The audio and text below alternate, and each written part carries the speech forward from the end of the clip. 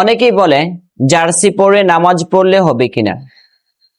তো এই প্রশ্নের উত্তর আমি একটু পরে দিচ্ছি।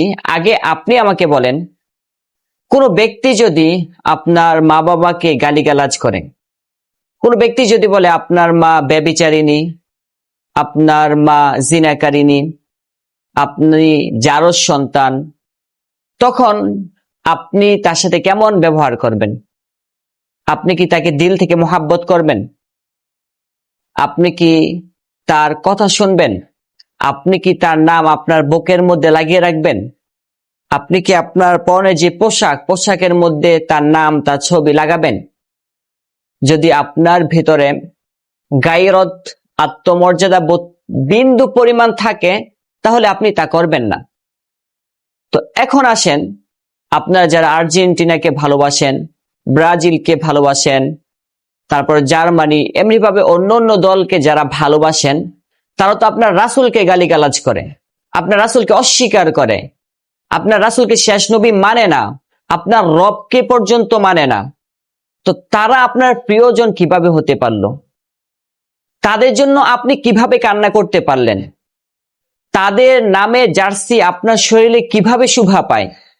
তাদের পতাকা আপনার ঘরের উপরে কিভাবে উড়ে? মাআযাল্লাহ। অনেককে তো এরকম দেখেছি যে তাদের জন্য কান্না পর্যন্ত করে গাধার মতো। তো আপনি কান্না করলে তাদের কি আসে যায়? আপনি কি চান হাসরের মাঠে আর্জেন্টিনা ব্রাজিলের সাথে উঠতে?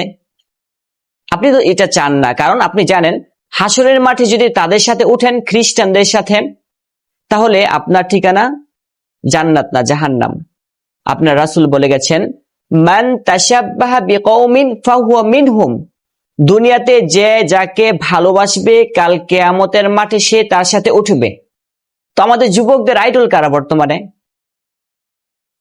আর্জেন্টিনার প্লেয়ার যারা আছে মেসি, ব্রাজিলে যারা আছে নেইমার, অন্যান্য প্লেয়াররা তাদের আইডল, তাদেরকে তারা ভালোবাসে, মোহাব্বত করে। তো তাদেরকে যারা ভালোবাসবে, কাল কিয়ামতের মাঠে তাদের সাথে তারা উঠবে।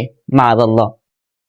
এজন্য আমাদের উচিত, আমরা আমাদের অন্তরে সবচেয়ে বেশি ভালোবাসা লালন করব আমাদের প্রিয় নবী জনাবে মুহাম্মদুর রাসূলুল্লাহ সাল্লাল্লাহু আলাইহি সাল্লাম এর, আল্লাহ তাআলার, সাহাবায়ে কেরামের, এবং এই সকল খেলা থেকে আমরা দূরে সরে আসবো ইনশাআল্লাহ।